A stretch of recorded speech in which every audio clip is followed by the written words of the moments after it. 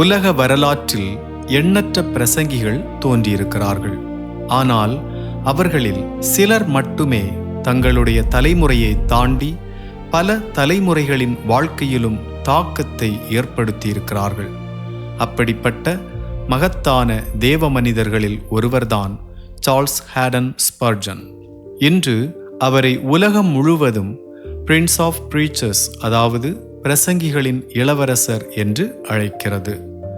ஒரு காலத்தில் ஆயிரக்கணக்கான மக்கள் அவருடைய பிரசங்கத்தை கேட்பதற்காக திரண்டார்கள். வானொலி, தொலைக்காட்சி, இணையம் போன்ற வசதிகள் இல்லாத காலம் அது. ஆனாலும் அவருடைய செய்தி இங்கிலாந்தை தாண்டி உலகின் பல நாடுகளுக்கு சென்றது. அவருடைய பிரசங்கங்கள் இன்று வரை நூல்களாக வெளியிடப்பட்டு வருகின்றன.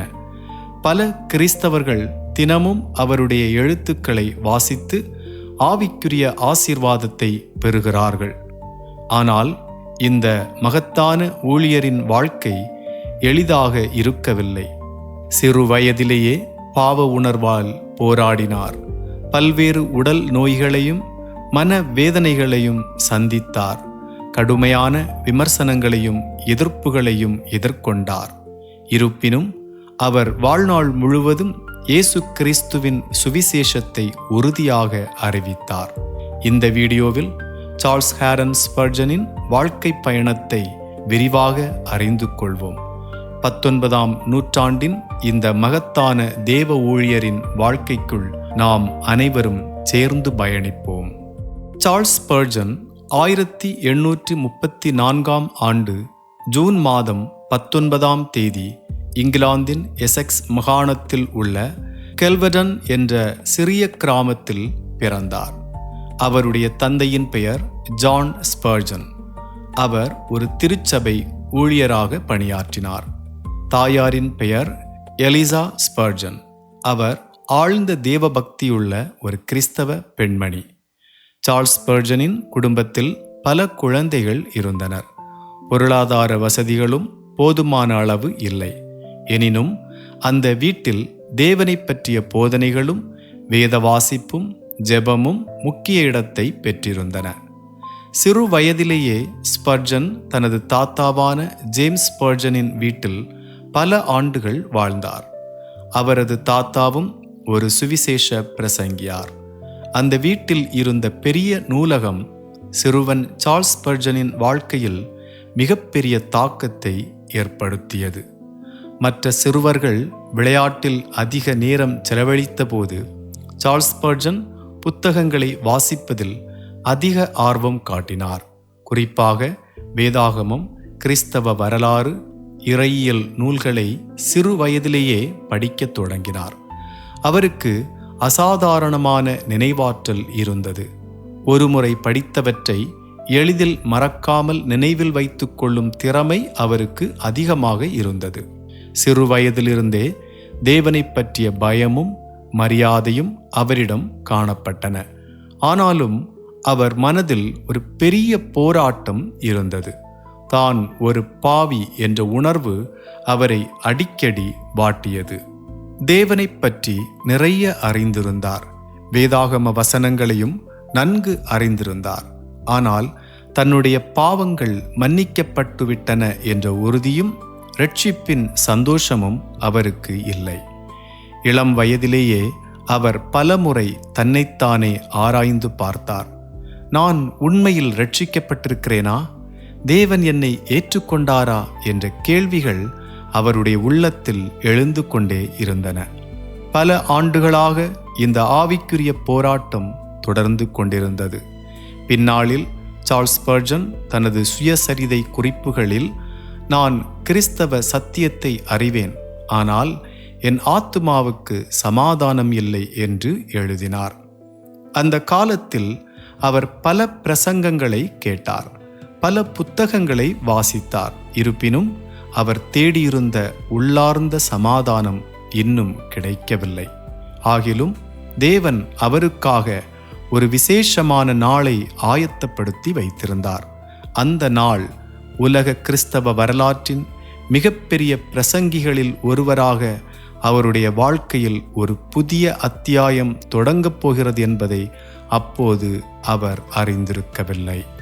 சார்ல்ஸ் ஸ்பர்ஜனின் வாழ்க்கையில் மிக முக்கியமான நாள் 1850ஆம் ஆண்டு ஜனவரி மாதத்தில் வந்தது. அப்போது அவருக்கு வெறும் 15 வயதுதான். பல ஆண்டுகளாக அவர் தனது ஆத்துமாவிற்கான சமாதானத்தை தேடிக்கொண்டிருந்தார். வேதாகமத்தை வாசித்தார், ஜெபித்தார், பல பிரசங்கங்களை கேட்டார். ஆனால் பாவ மன்னிப்பின் நிச்சயமும் தேவ சமாதானமும் அவருக்கு கிடைக்கவில்லை. அந்த நாட்களில் தன்னுடைய ஆவிக்குரிய நிலையை குறித்து அவர் மிகவும் வேதனையில் இருந்தார். தன்னுடைய பாவ நிலையை உணர்ந்திருந்தாலும் இயேசு கிறிஸ்துவின் கிருபையை தனிப்பட்ட முறையில் அவரால் அனுபவிக்க முடியவில்லை. 1850ஆம் ஆண்டு ஜனவரி மாதம் 6ஆம் தேதி ஒரு ஞாயிற்றுக்கிழமை காலை இங்கிலாந்தில் கடுமையான பனிப்பொழிவு ஏற்பட்டது. அன்று சார்ல்ஸ் ஸ்பர்ஜன் வழக்கம் போல் ஒரு சபைக்கு செல்ல முயன்றார். ஆனால் பனிப்பொழிவு மிகவும் அதிகமாக இருந்ததால் அவர் திட்டமிட்டிருந்த சபையை அடைய முடியவில்லை. காற்றும் பனியும் கடுமையாக வீசியதால் அவர் அருகிலிருந்த ஒரு சிறிய மெத்தடிஸ்ட் ஆலயத்திற்குள் நுழைந்தார். அந்த ஆலயம் மிகவும் சிறியது. அன்றைய மோசமான வானிலையின் காரணமாக மிகச் சிலரே அங்கு வந்திருந்தனர். அந்த நாளின் விசேஷம் என்னவென்றால், சபையின் வழக்கமான பிரசங்கியாரும் பனிப்பொழிவு காரணமாக வர முடியவில்லை. சபையில் இருந்த ஒரு சாதாரண விசுவாசி, எந்த இறையியல் பட்டமும் இல்லாத ஒரு எளிய மனிதர் பிரசங்கிக்க எழுந்தார். அவர் மிகச்சிறந்த பேச்சாளர் அல்ல. அவரது வார்த்தைகள் மிகவும் எளிமையாக இருந்தன. ஆனால் தேவன் அந்த எளிய மனிதனை பயன்படுத்தி வரலாற்றில் ஒரு புதிய பக்கத்தை திறக்கப் போகிறார் என்பதை அங்கிருந்தவர்கள் அறியவில்லை. அந்த மனிதன் ஏசாயா 45ஆம் அதிகாரம் 22ஆம் வசனத்தை எடுத்து பிரசங்கித்தார். பூமியின் எல்லையெங்கும் உள்ளவர்களே, என்னை நோக்கி பாருங்கள், அப்பொழுது இரட்சிக்கப்படுவீர்கள். நானே தேவன், வேறொருவரும் இல்லை. அவர் தொடர்ந்து ஒரே கருத்தை வலியுறுத்தினார். நீங்கள் உங்களை பார்க்க வேண்டாம், உங்கள் நற்செயல்களை பார்க்க வேண்டாம், உங்கள் கண்ணீரை பார்க்க வேண்டாம், உங்கள் முயற்சிகளை பார்க்க வேண்டாம், இயேசுவை நோக்கி பாருங்கள். பின்னர் அவர் இளம் வயதுடைய ஸ்பர்ஜனை நேரடியாக கவனித்தார். அவரது முகத்தில் ஆவிக்குரிய போராட்டம் தெரிந்தது. அந்த பிரசங்கியார் ஸ்பர்ஜனை பார்த்து, இளைஞனே, நீ மிகவும் பரிதாபமாக தெரிகிறாய். இயேசுவை நோக்கிப்பார், அவரையே நோக்கிப்பார் என்று கூறினார். அந்த தருணத்தில் சார்ல்ஸ் ஸ்பர்ஜனின் உள்ளத்தில் ஒரு பெரிய மாற்றம் ஏற்பட்டது. பல ஆண்டுகளாக அவர் தேடிய பதில் திடீரென்று தெளிவாகியது. இரட்சிப்பு என்பது தன்னுடைய முயற்சிகளால் கிடைப்பதல்ல என்பதை அவர் புரிந்து கொண்டார். இரட்சிப்பானது இயேசு கிறிஸ்துவின் முடிவுற்ற பலியை விசுவாசிப்பதன் மூலம் கிடைக்கும் இலவச கிருபையின் வரம் என்பதை அவர் உணர்ந்தார். பின்னாளில் அவர் அந்த அனுபவத்தை நினைவு கூர்ந்து, அந்த பிரசங்கியார் என்னிடம் பார் என்று கூறினார். நான் பார்த்தேன். அந்த நொடியில் மேகங்கள் விலகின. என் இருதயத்தில் ஒளி பிரகாசித்தது. நான் 1000 ஆண்டுகள் முயற்சி செய்திருந்தாலும் அந்த நாளில் பெற்ற சமாதானத்தை பெற்றிருக்க முடியாது என்று எழுதினார். அந்த சிறிய ஆலயத்தில் பெரிய கூட்டம் இல்லாமல், பிரபலமான பிரசங்கி இல்லாமல், வெறும் சில நிமிடங்களில் ஒரு இளைஞனின் வாழ்க்கை முழுமையாக மாறியது. அந்த நாளுக்கு பிறகு ஸ்பர்ஜன் இயேசு கிறிஸ்துவின் மீதான அசைக்க முடியாத விசுவாசத்தை பெற்றார். அவருடைய வாழ்க்கையில் இருந்த பாரம் அவரை விட்டு நீங்கிற்று. பாவ மன்னிப்பின் சந்தோஷம் அவருடைய உள்ளத்தை நிரப்பினது. தேவன் அவரை இரட்சித்தது மட்டுமல்லாமல், உலகத்தில் மிகப்பெரிய தாக்கத்தை ஏற்படுத்தப் போகும் ஒரு மகத்தான ஊழியத்திற்காகவும் அவரை ஆயத்தப்படுத்தி கொண்டிருந்தார். அந்த பனிப்பொழிவு நாளில் அந்த சிறிய ஆலயத்திற்குள் நுழைந்த அந்த 15 வயது சிறுவன் பின்னாளில் லட்சக்கணக்கான மக்களுக்கு சுவிசேஷத்தை அறிவிக்கப் போகும் பிரசங்கிகளின் இளவரசனாக மாறுவார் என்பதை அங்கு இருந்த யாரும் அப்போது அறிந்திருக்கவில்லை. ரட்சிப்பின் அனுபவத்தை பெற்ற பிறகு சார்ல்ஸ் ஸ்பர்ஜனின் வாழ்க்கை முற்றிலும் மாறியது. முன்பு தனது ஆத்துமாவின் சமாதானத்தை தேடிக்கொண்டிருந்த இளைஞன் இப்போது மற்றவர்களும் அந்த ரட்சிப்பின் சந்தோஷத்தை அனுபவிக்க வேண்டும் என்ற ஆவலால் நிரம்பினார். இயேசு கிறிஸ்துவை அறிந்த சில வாரங்களுக்குள்ளேயே அவர் ஊழியங்களில் தீவிரமாக ஈடுபடத் தொடங்கினார். ஞாயிறு பள்ளியில் பணியாற்றினார். சிறுவர்களுக்கு வேதாகம பாடங்களை கற்பித்தார். நண்பர்களிடம் சுவிசேஷத்தை பகிர்ந்து கொண்டார். ரட்சிப்பின் அனுபவம் அவருக்குள் ஒரு புதிய ஆர்வத்தை உருவாக்கியது. அவர் வேதாகமத்தை இன்னும் ஆழமாக ஆராயத் தொடங்கினார். தினந்தோறும் தேவனுடைய வார்த்தையை வாசித்து ஜெபத்தில் நேரம் செலவிட்டார். அவருடைய ஆவிக்குரிய வளர்ச்சி மிகவும் வேகமாக இருந்தது. பலர் அவரிடம் ஒரு விசேஷமான தேவ அழைப்பு இருப்பதை கவனிக்கத் தொடங்கினர். 1851ஆம் ஆண்டு சார்ல்ஸ் ஸ்பர்ஜனுக்கு வயது 16. ஒரு நாள் ஒரு சிறிய கிராமத்தில் சுவிசேஷத்தை அறிவிக்கச் செல்லும்படி அவரிடம் கேட்டுக்கொள்ளப்பட்டது. அவர் தன்னை ஒரு பிரசங்கியாராக கருதவில்லை. தனக்கு போதுமான அனுபவம் இல்லை என்று நினைத்தார். ஆனால் தேவன் அழைக்கிறார் என்ற நம்பிக்கையோடு அந்த வாய்ப்பை ஏற்றுக்கொண்டார். அவருடைய முதல் பிரசங்கம் ஒரு சிறிய குடிசையில் நடைபெற்றது. சிலர் மட்டுமே அங்கு கூடியிருந்தனர். பெரிய மேடை இல்லை, பெரிய கூட்டமில்லை. ஆனால் அந்த இளம் பிரசங்கியாரின் இதயத்தில் தேவனுடைய வார்த்தைக்கான அன்பும் மக்களுக்கான பாரமும் இருந்தது. அவர் மிகுந்த உற்சாகத்துடனும் நேர்மையுடனும் சுவிசேஷத்தை அறிவித்தார். அவர் பிரசங்கிக்கத் தொடங்கியவுடன் மக்கள் அவரில் ஒரு விசேஷமான வரத்தை கண்டார்கள். அவருடைய குரல் வலிமையாக ஒலித்தது. அவருடைய சிந்தனை தெளிவாக இருந்தது. அவருடைய விளக்கங்கள் எளிமையாக வெளிப்பட்டன. அவர் பேசும்போது சாதாரண மக்களுக்கும் வேதாகம சத்தியங்கள் எளிதாக புரிந்தன. பல பிரசங்கிமார்கள் கடினமான இறையியல் வார்த்தைகளை பயன்படுத்திய காலத்தில் சார்ல்ஸ் ஸ்பர்ஜன் மக்கள் பேசும் மொழியிலேயே பேசினார். அவர் எடுத்துக்காட்டுகளை பயன்படுத்தினார். உதாரணங்களை சொன்னார்.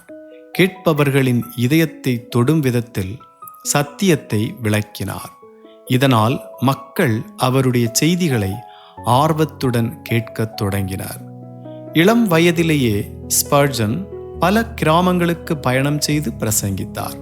அந்த நாட்களில் பயணம் செய்வது எளிதான காரியமல்ல. பெரும்பாலும் அவர் நடந்தே சென்றார். சில நேரங்களில் குதிரை வண்டிகளில் பயணம் செய்தார். மழை, குளிர், சிரமங்கள் எதுவாக இருந்தாலும் அவர் சுவிசேஷம் அறிவிக்க தயங்கவில்லை. பல இடங்களில் சிறிய கூட்டங்களே கூடின. ஆனால் அவர் பேசும்போது மக்களிடையே ஆழமான தாக்கம் ஏற்பட்டது. சிலர் மனம் திரும்பினர். சிலர் இயேசுவை ஏற்றுக்கொண்டனர். பல விசுவாசிகள் ஆவிக்குரிய புத்துணர்ச்சியை பெற்றனர். 1852ஆம் ஆண்டு வெறும் 17 வயதில் சார்ல்ஸ் ஸ்பர்ஜன் கேம்பிரிட்ஜ்ஷயரில் உள்ள வாட்டர் பீச் என்ற இடத்தில் இருக்கும் ஒரு பேப்டிஸ்ட் சபையின் மெய்ப்பராக அழைக்கப்பட்டார். இது மிகவும் ஆச்சரியமான நிகழ்வாக இருந்தது. ஏனெனில் பல சபைகள் அனுபவமுள்ள ஊழியர்களை தேடிக்கொண்டிருந்தன. ஆனால் இந்த இளம் மனிதனின் வாழ்க்கையில் தேவன் செயல்படுவதை அவர்கள் கண்டார்கள். வாட்டர் பீச் சபையில் அவர் ஊழியம் செய்ய தொடங்கிய போது சபையில் குறிப்பிடத்தக்க மாற்றங்கள் ஏற்பட்டன. சபை வளரத் தொடங்கியது. மக்கள் அதிகமாக வரத் தொடங்கினர். புதிய விசுவாசிகள் சபையில் சேர்ந்தனர். அவருடைய பிரசங்கங்கள் சுற்றுப்புற பகுதிகளிலும் பேசப்பட்டன. வாட்டர் பீச்சில் நடந்த இந்த ஊழியம் ஸ்பர்ஜனின் வாழ்க்கையில் ஒரு முக்கியமான ஆயத்த காலமாக இருந்தது. தேவன் அவரை இன்னும் பெரிய பொறுப்பிற்காக ஆயத்தப்படுத்தி கொண்டிருந்தார். 1854ஆம் ஆண்டு சார்ல்ஸ் ஸ்பர்ஜனுக்கு 19 வயது. அப்போது இங்கிலாந்தின் தலைநகரமான லண்டனில் இருந்த நியூ பார்க் ஸ்ட்ரீட் சாப்பல் என்ற பேப்டிஸ்ட் சபை ஒரு கடினமான காலகட்டத்தை கடந்து கொண்டிருந்தது. ஒரு காலத்தில் ஆவிக்குரிய எழுச்சியால் பிரபலமாக இருந்த அந்த சபை காலப்போக்கில் பலவீனமடைந்திருந்தது. உறுப்பினர்களின் எண்ணிக்கை குறைந்துவிட்டது. சபையின் எதிர்காலம் குறித்து பலர் கவலைப்பட்டனர். அந்த நேரத்தில் வாட்டர் பீச்சில் ஊழியம் செய்து வந்த இளம் ஊழியரான சார்ல்ஸ் ஸ்பர்ஜனை ஒரு ஞாயிற்றுக்கிழமை பிரசங்கிக்க அழைத்தனர்.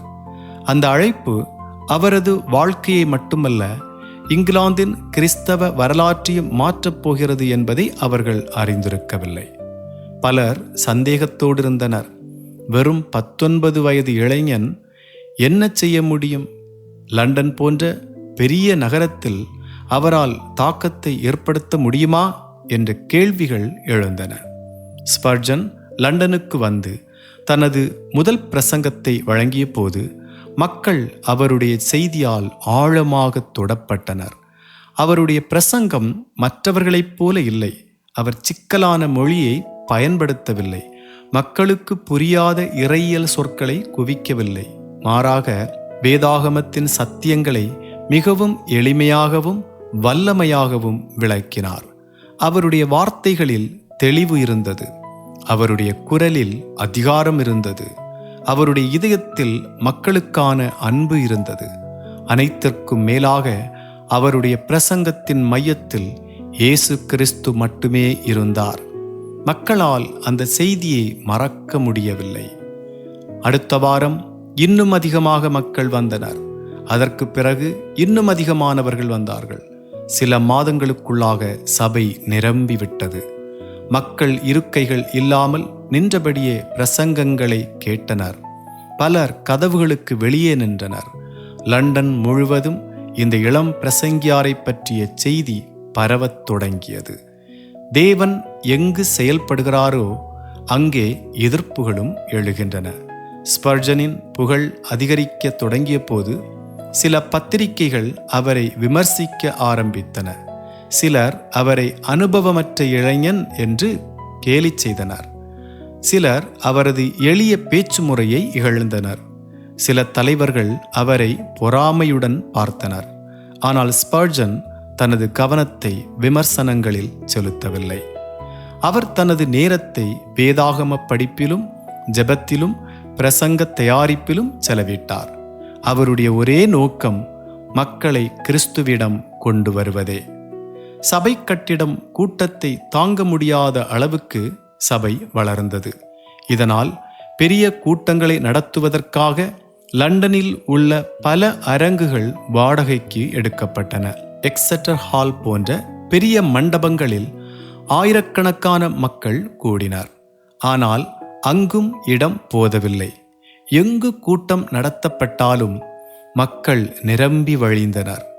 இன்றைய காலத்தில் ஒலிபெருக்கி இல்லாமல் ஆயிரக்கணக்கான மக்களிடம் பேசுவது கடினம்.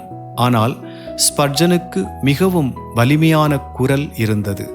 அவர் பேசும்போது ஆயிரக்கணக்கான மக்கள் அவருடைய வார்த்தைகளை தெளிவாக கேட்க முடிந்தது.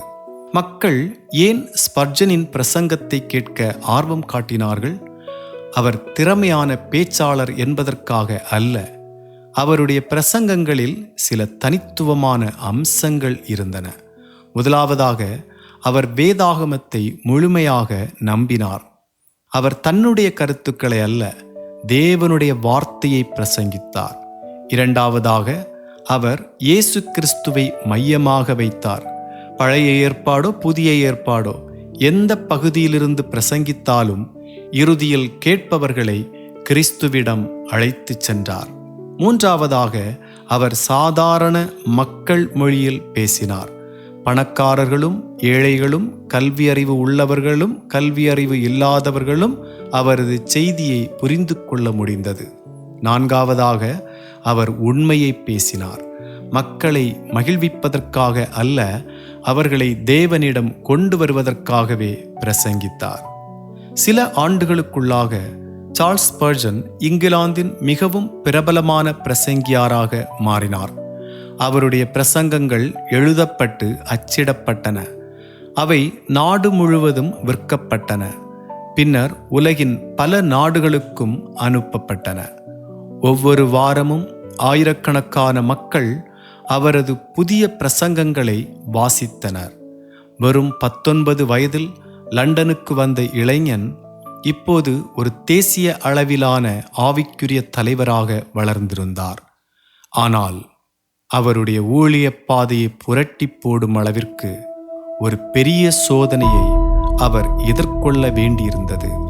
அவருடைய மனதிலும் ஊழியத்திலும் அழியாத காயத்தை ஏற்படுத்தப் போகும் அந்த துயரமான சம்பவம் வெகு சீக்கிரத்தில் நடக்கப் போகிறது என்பதை அப்போது அவர் அறிந்திருக்கவில்லை. 1856ஆம் ஆண்டு சார்ல்ஸ் ஸ்பர்ஜனின் ஊழியம் இதுவரை இல்லாத அளவிற்கு வளர்ந்து கொண்டிருந்தது. அவர் எங்கு பிரசங்கித்தாலும் மக்கள் கூட்டம் அலைமோதியது. லண்டனில் இருந்த எந்த சபை கட்டிடமும் அந்த கூட்டத்தை தாங்க முடியாத நிலை ஏற்பட்டது. இதனால் பெரிய பொதுக்கூட்டங்களை நடத்துவதற்காக சரே கார்டன்ஸ் மியூசிக் ஹால் என்ற மிகப்பெரிய அரங்கம் வாடகைக்கு எடுக்கப்பட்டது. அந்த காலத்தில் அது லண்டனின் மிகப்பெரிய அரங்குகளில் ஒன்றாக இருந்தது. அங்கு 10,000க்கும் மேற்பட்ட மக்கள் கூட முடியும்.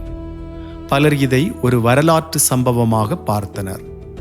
ஏனெனில் வெறும் 22 வயதுடைய ஒரு இளம் பிரசங்கி இத்தனை பெரிய கூட்டத்தை ஈர்த்தது அசாதாரணமான நிகழ்வாக இருந்தது.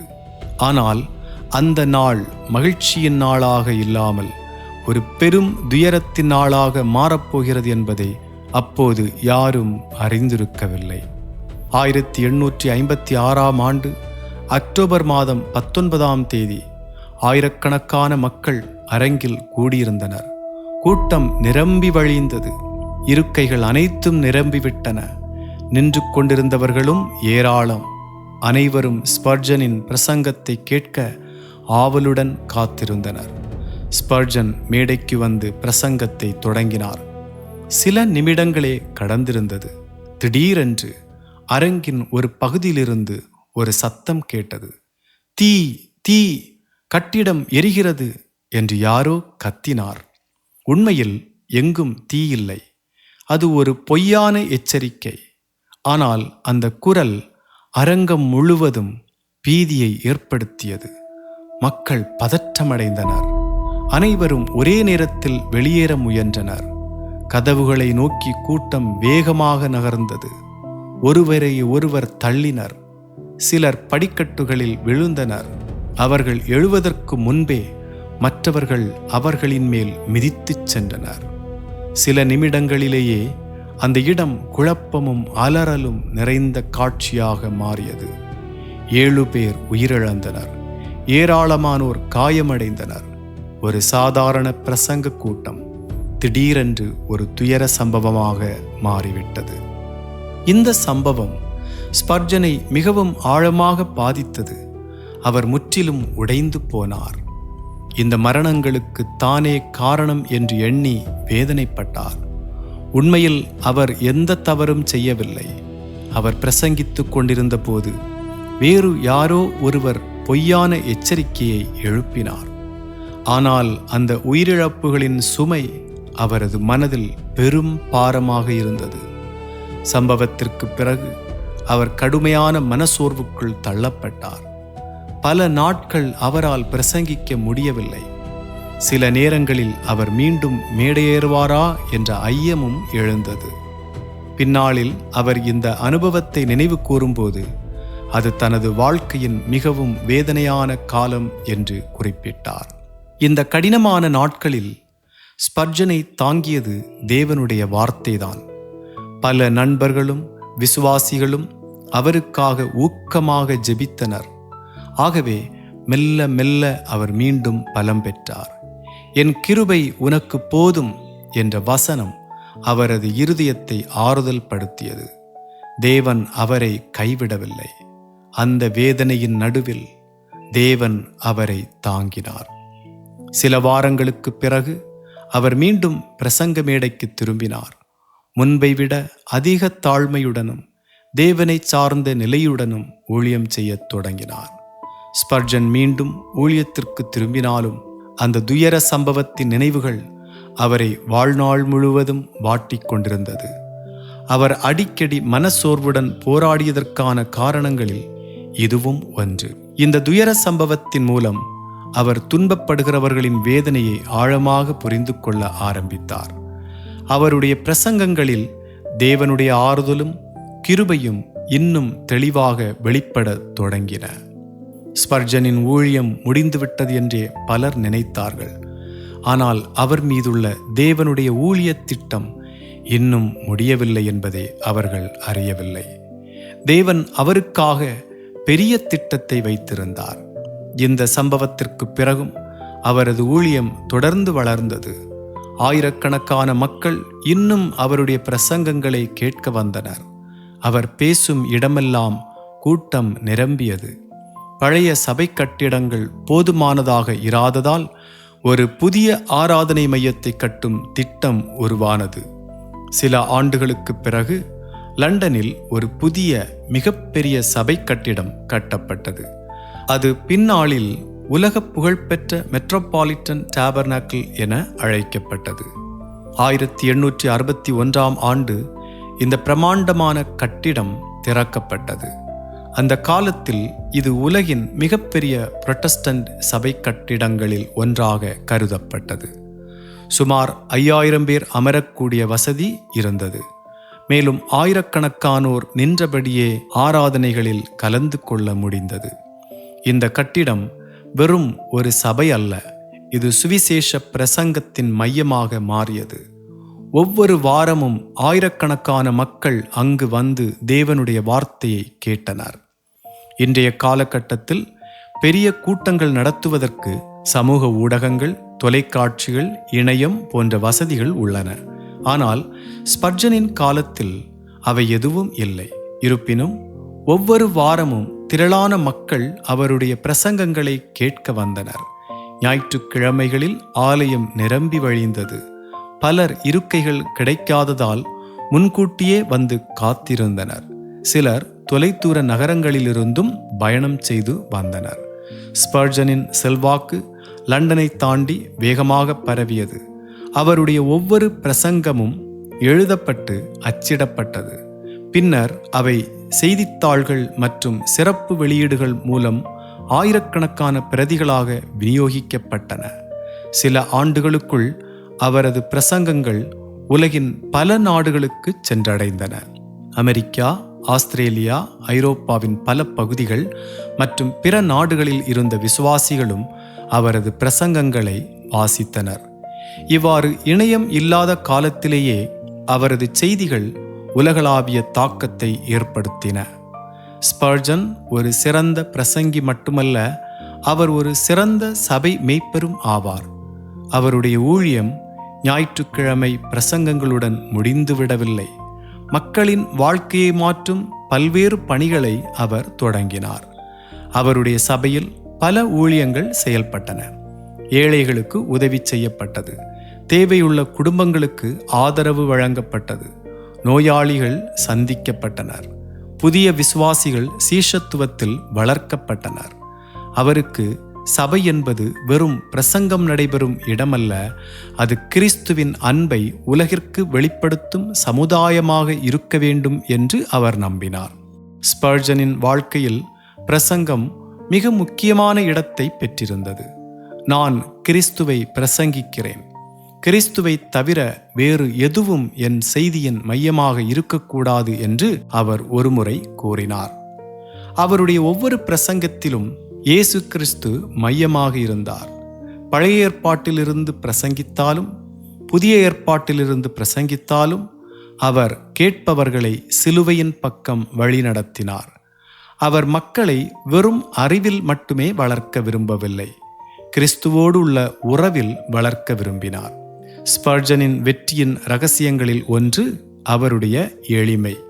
அவர் ஞானிகளுக்காக மட்டுமே பேசவில்லை, சாதாரண மக்களுக்காகவும் பேசினார். தொழிலாளிகள், வியாபாரிகள், வீட்டுப் பெண்கள், மாணவர்கள், முதியவர்கள் அனைவரும் அவரது செய்தியை புரிந்து கொள்ள முடிந்தது.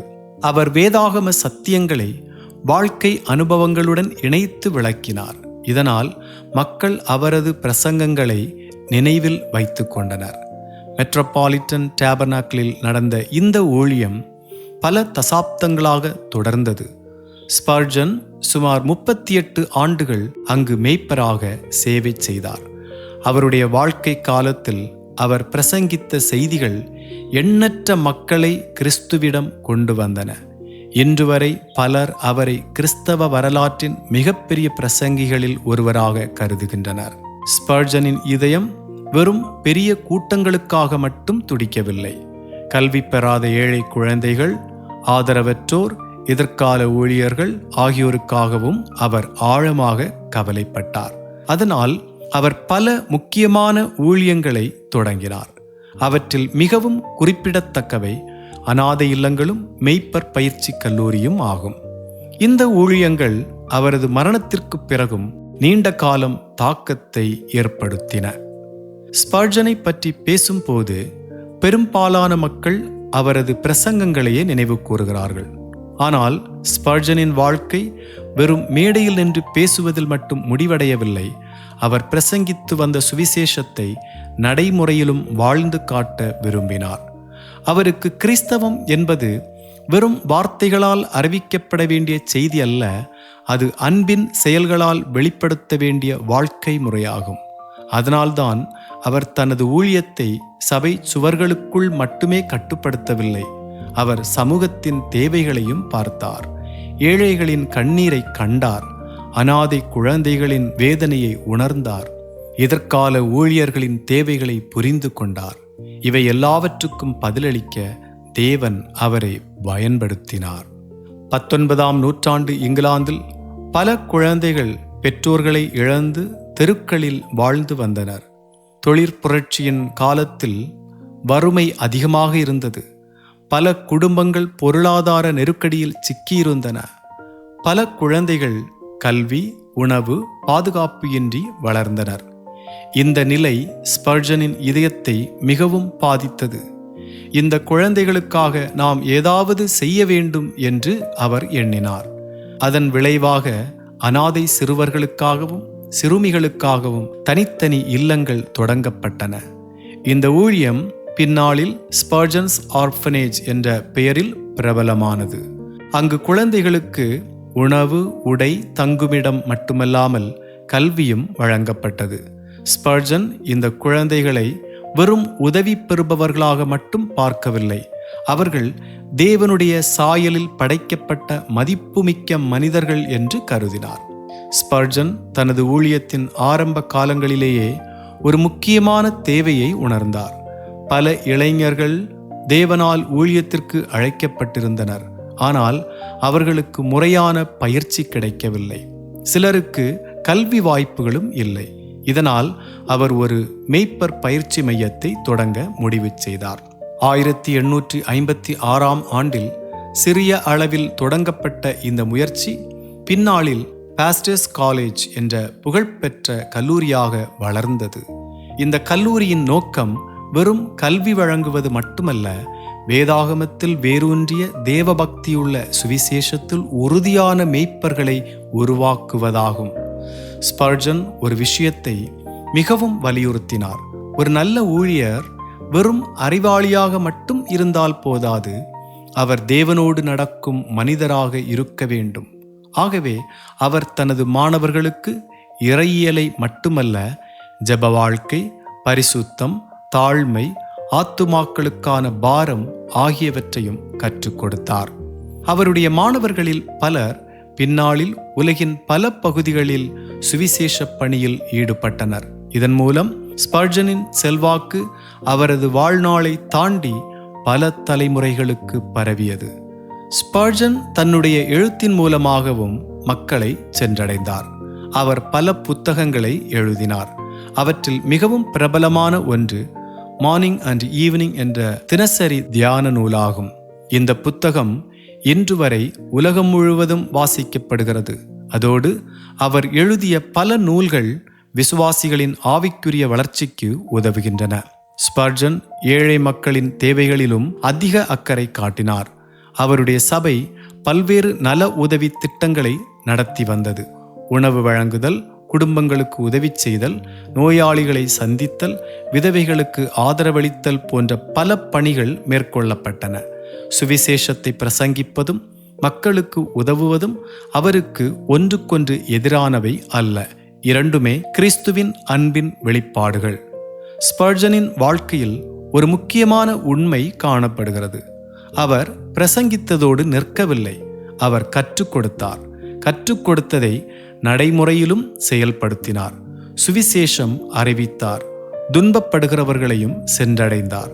இதுவே அவரது ஊழியத்தை மிகவும் தனித்துவமானதாக மாற்றியது.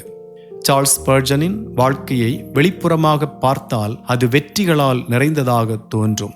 ஆனால் மக்கள் பார்த்த அந்த வெளிப்புற வெற்றிகளுக்கு பின்னால் மிகவும் ஆழமான தனிப்பட்ட போராட்டங்களும் இருந்தன.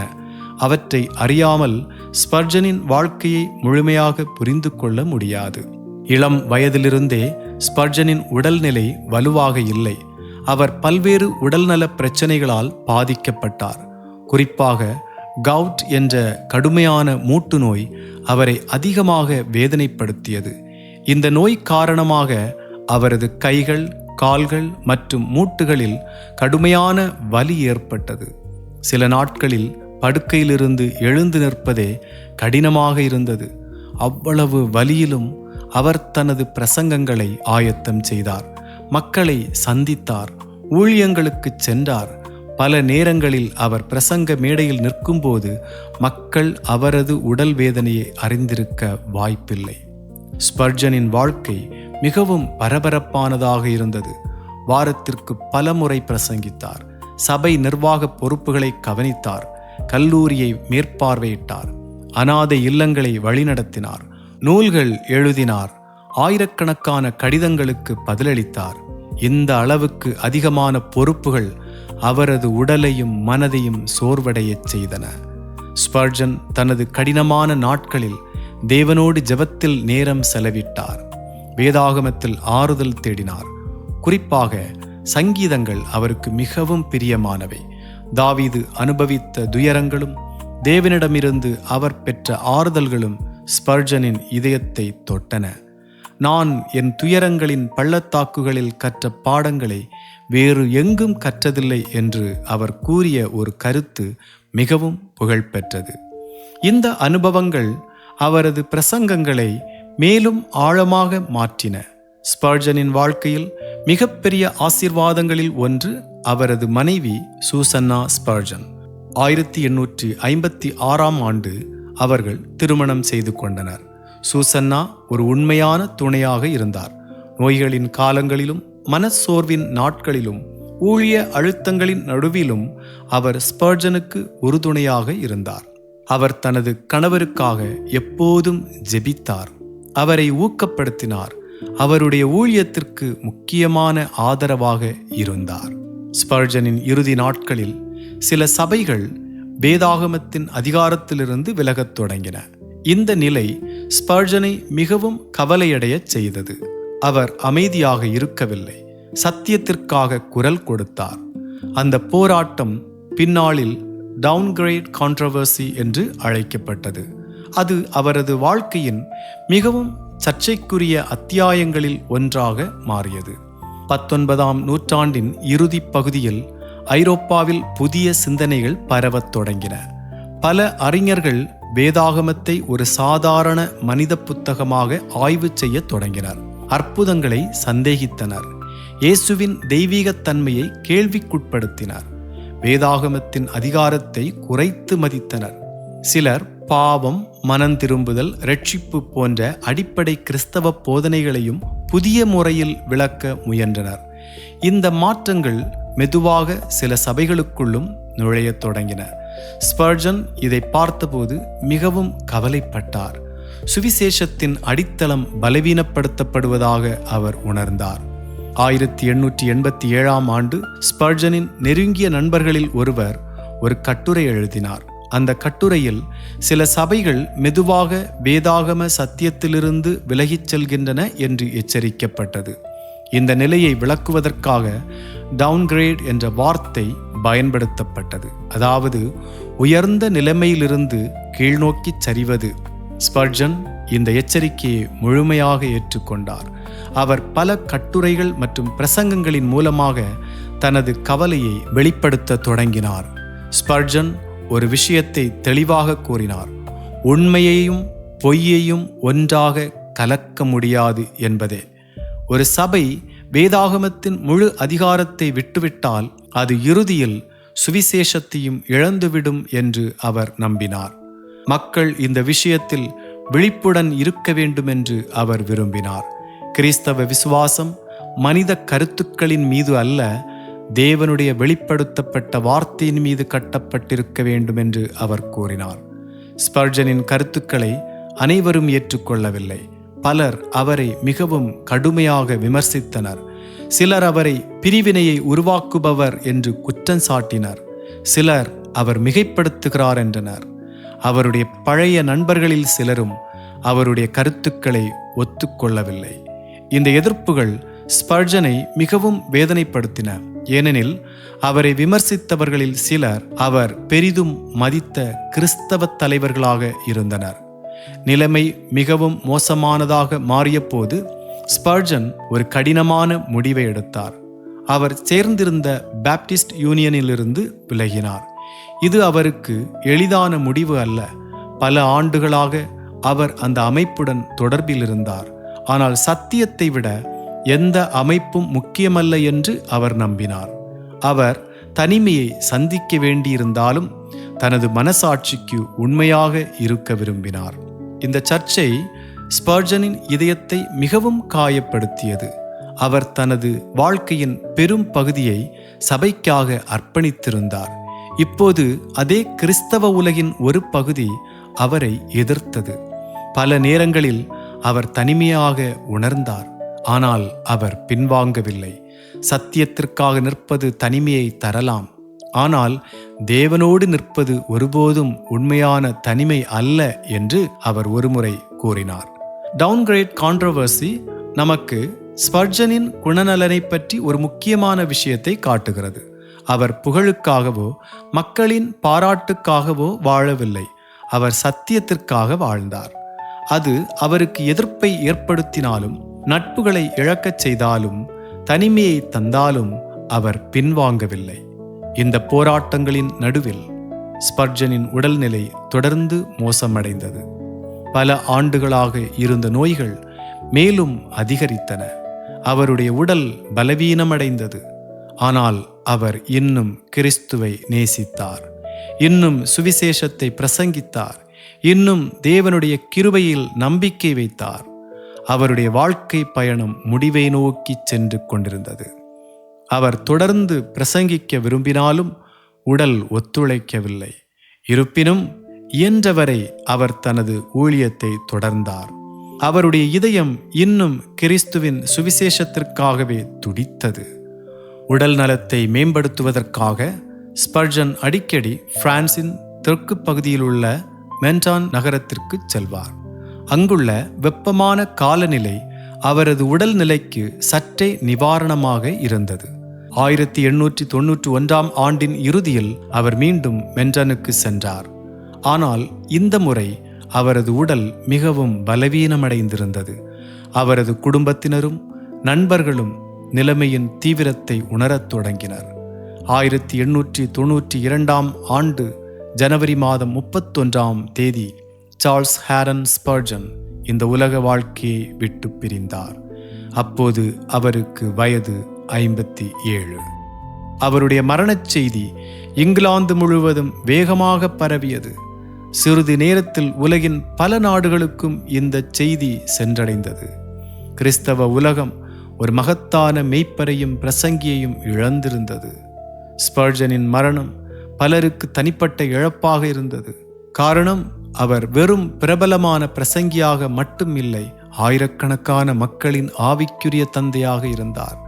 அவரது உடல் இங்கிலாந்திற்கு கொண்டு வரப்பட்ட போது ஆயிரக்கணக்கான மக்கள் இறுதி மரியாதை செலுத்த வரிசையில் நின்றனர். லண்டன் நகரமே துக்கத்தில் மூழ்கியிருந்தது. அவரது இறுதி ஊர்வலத்தில் பெரும் மக்கள் கூட்டம் கலந்து கொண்டது. பல செய்தித்தாள்கள் அவரை பற்றி சிறப்பு கட்டுரைகள் வெளியிட்டன. அவரது வாழ்க்கையின் தாக்கத்தை பற்றி நாடு முழுவதும் பேசப்பட்டது. ஒரு மனிதன் மரணமடையும் போது அவரது குரல் அமைதியாகி விடுகிறது. ஆனால் ஸ்பர்ஜனின் குரல் அமைதியாகவில்லை. ஏனெனில் அவரது பிரசங்கங்கள் நூல்களாக வாழ்ந்தன. அவரது எழுத்துக்கள் தொடர்ந்து வாசிக்கப்பட்டன. அவரால் பயிற்சி பெற்ற ஊழியர்கள் தொடர்ந்து சுவிசேஷத்தை அறிவித்தனர். அவரால் தொடங்கப்பட்ட ஊழியங்கள் தொடர்ந்து செயல்பட்டன. அவர் விதைத்த விதைகள் தொடர்ந்து கனி கொடுத்தன. பலர் அவரை கிறிஸ்தவ வரலாற்றின் மிக செல்வாக்குமிக்க பிரசங்கிகளில் ஒருவராக கருதுகின்றனர். சிலர் அவரை 19ஆம் நூற்றாண்டின் அப்போஸ்தலன் என்று அழைக்கின்றனர். கிறிஸ்தவர்கள் அனைவரும் அவரை பிரசங்கிகளின் இளவரசர் என்ற பெயரால் நினைவு கூறுகின்றார்கள். கிறிஸ்துவை அதிகமாக நேசிக்கவும் அவருக்காக வாழவும் கனி கொடுக்கவும் சார்ல்ஸ் ஹேரன் ஸ்பர்ஜனின் வாழ்க்கை நம்மை மேலும் ஊக்குவிக்கின்றது. இந்த தேவ மனிதனின் வாழ்க்கை உங்கள் மனதை தொட்டிருக்குமானால் வீடியோவை லைக் செய்து ஷேர் செய்யுங்கள். சார்ல்ஸ் ஸ்பர்ஜனின் வாழ்க்கையில் உங்களை தொட்ட பகுதி எது என்பதை கமெண்டில் பதிவு செய்யுங்கள். தொடர்ந்து இது போன்ற தேவ மனிதர்களின் வாழ்க்கை வரலாற்றை அறிந்து கொள்ள நமது சேனலை சப்ஸ்கிரைப் செய்யுங்கள். God bless you all.